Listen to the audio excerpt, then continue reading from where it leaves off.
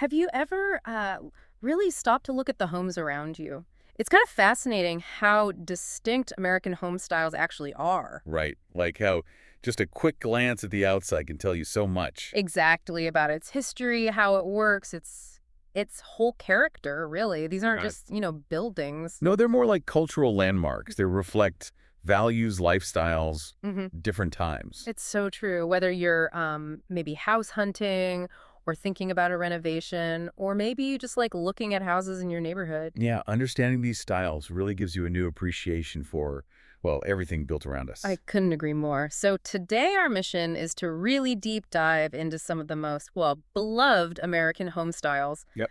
The classics right up to the modern stuff. Yeah. Gonna break down the key features, look at what makes each one special, and sort of get the why behind their design. And it's not just for like design buffs either. No, definitely not. Knowing these styles gives you some real practical advantages. It absolutely does. Yeah. Yeah. For starters, it lets you design with more confidence.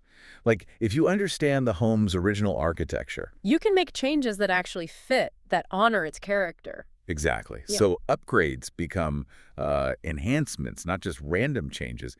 They genuinely add to its beauty, its value. That's a huge point. And it makes house hunting, frankly, a lot less overwhelming, more enjoyable, too. Oh, for sure. Imagine being able to say, okay, I really like craftsman bungalows or, colonial homes. Not really my thing. Right. Saves so much time, cuts through that feeling of being swamped by, endless options. And that clarity, Yeah. it directly impacts value.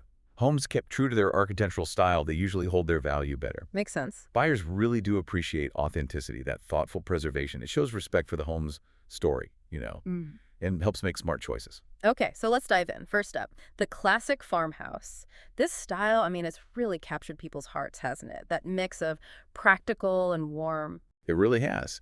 And it's kind of chameleon, too, especially with the whole modern farmhouse trend being so big. Right, right. Originally, yeah, they were for actual farms. So the layouts were functional, lots of space for family gatherings. Practical. Very. And that modern farmhouse trend, it just shows how you can blend that historic charm with, modern conveniences. Shows how adaptable it is. So when you picture a farmhouse, what are those like key features, the things you spot immediately? Well, the exterior is a good place to start. Those big gabled roofs are pretty common, Uh-huh. which weren't just for looks. They're super practical for rain and snow.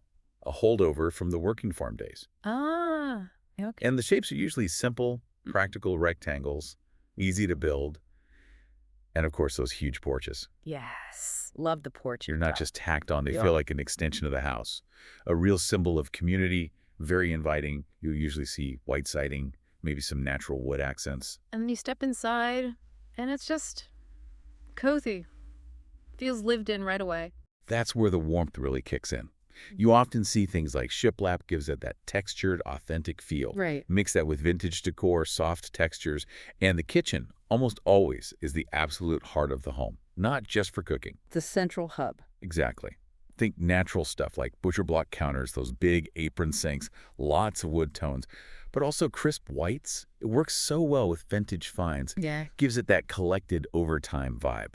Very comfy, very real. Okay, so from that welcoming farmhouse feel, let's shift gears. Let's talk about a style that was kind of a reaction against mass production, celebrating the handmade, the craftsman bungalow. Yeah, the craftsman story is fascinating. Early 1900s, right? Yeah. People were pushing back against those really ornate factory-made Victorian styles. Okay. Craftsman was all about skill, craftsmanship, natural materials. You can spot them pretty easily. Those low-pitched roofs, wide overhanging eaves, often with the beams exposed. Very distinctive look.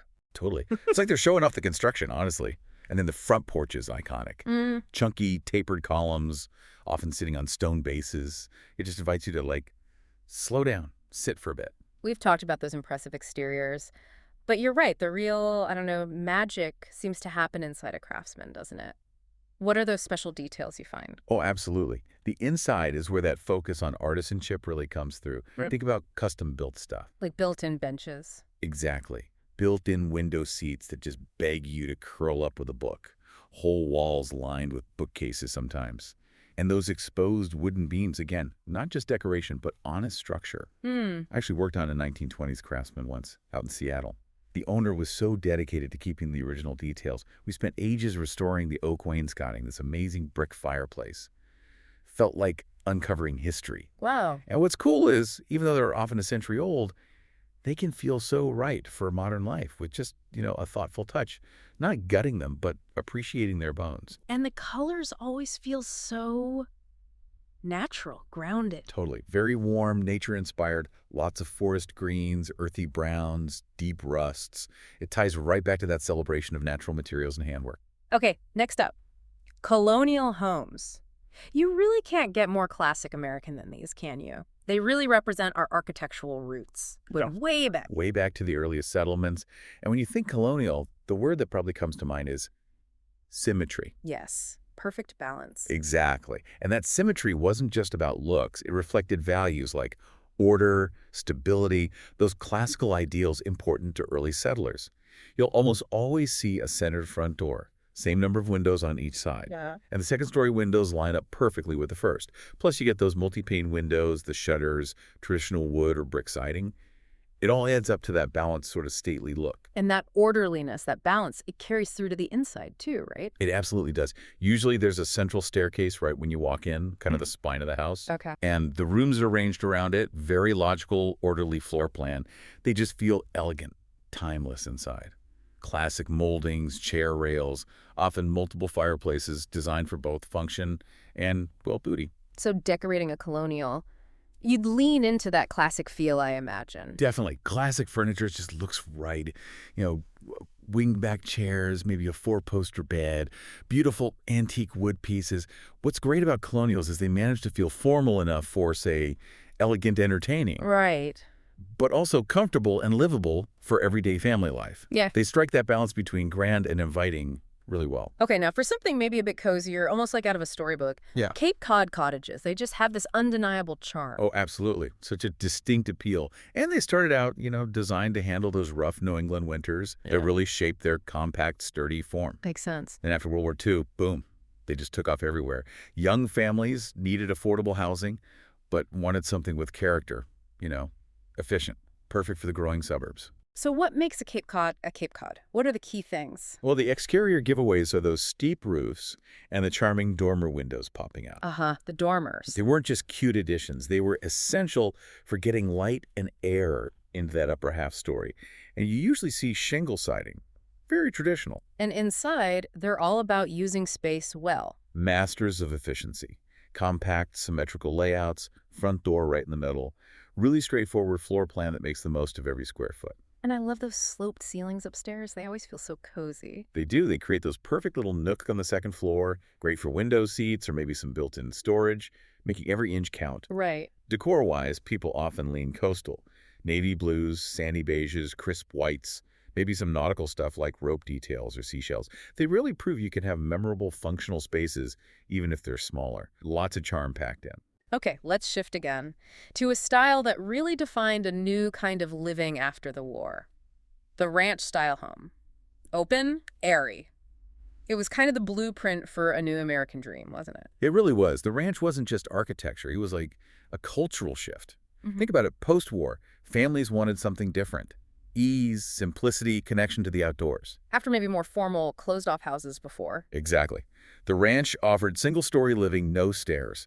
Open layouts, perfect for casual get-togethers, and those big windows, sliding glass doors, blurring the line between inside and outside. It was about relaxed, family-focused suburban life. That makes so much sense. It wasn't just practical, it was what people wanted then. It was aspirational for a whole generation. Okay, so single story, very horizontal look. Yep, that's the defining exterior. Long, low profiles, not a lot of fussy ornamentation, very unassuming curb appeal. Fits that casual vibe. And inside, it's all about practicality, flow. Super practical, intuitive layouts.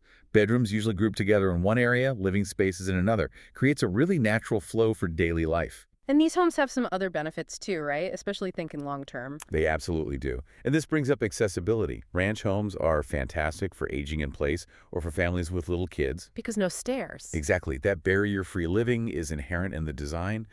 Decor-wise, they look great with modern stuff. Mid-century furniture, cool statement lighting, pops of color against neutrals, really embraces that open, casual feel. All right, well, from the modest ranch, let's swing to the other extreme. Let's talk Victorian homes.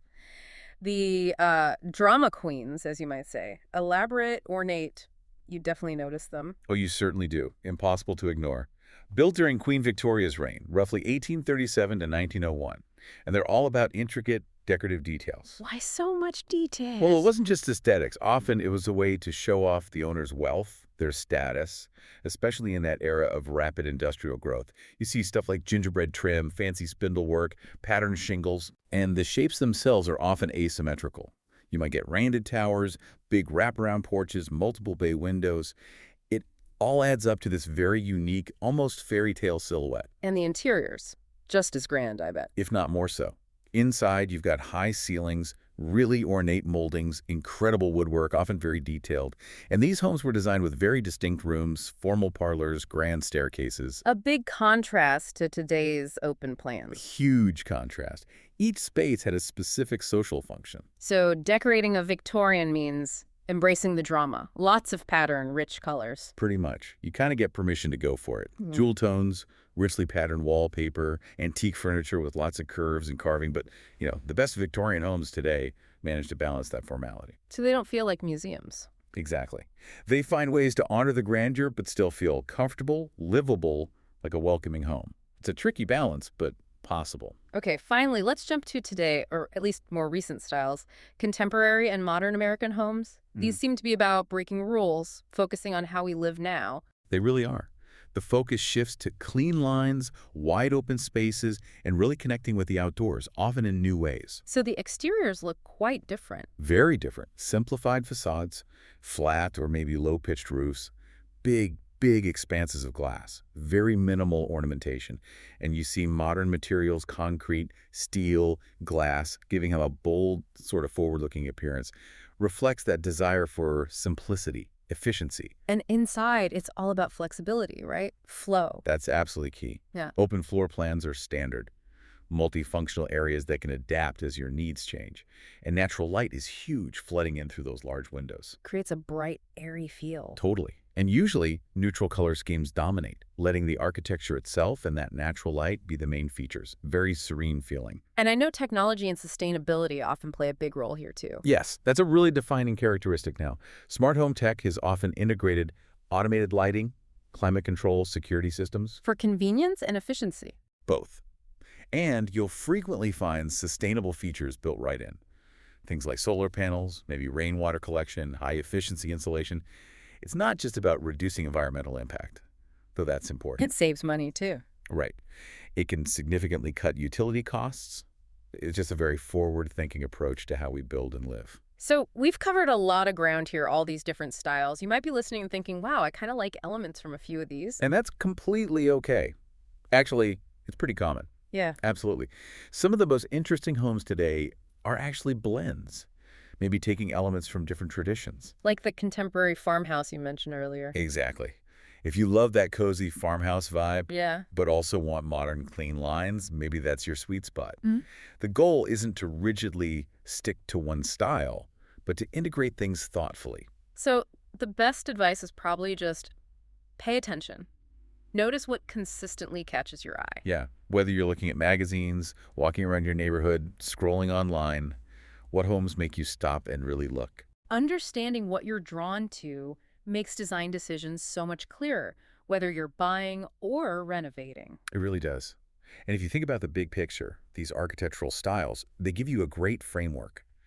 But they're not like strict rules you have to follow. So what does this all mean for you listening right now as you think about your own home, or maybe the home you dream about? Well, I think it means your home should, at the end of the day, reflect you. How you live, who you are. The best spaces, they balance that respect for the architecture. With your own personal touches, the things that make a house feel like your home. Exactly. So maybe challenge yourself. Think about how your home can tell your unique story. Yes. Use what you've learned about these iconic styles as a starting point, then adapt it, personalize it, create spaces that just make you happy when you walk in the door. Because really, the best homes aren't the ones that follow all the rules perfectly. They're the ones that are uniquely, authentically you.